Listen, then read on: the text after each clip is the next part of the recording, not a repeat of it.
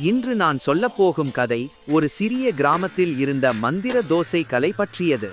அந்த கலில் தயாரிக்கும் தோசைகள் எந்த சுவையிலும் மாறக்கூடிய அதிசய சக்தி கொண்டவை.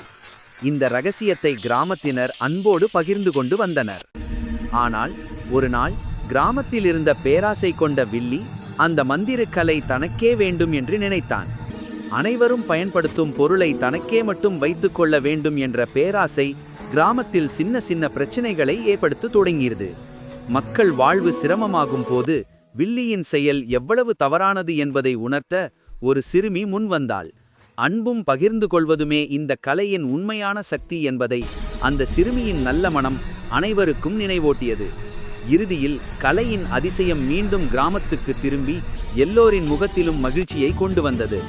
இந்த கதை நமக்கு சொல்லும் பாடம்: பேராசை பிரச்சனையை உருவாக்கும், பகிர்வும் அன்பும் முடிவில் நம்மை வெற்றி பெற செய்கிறது.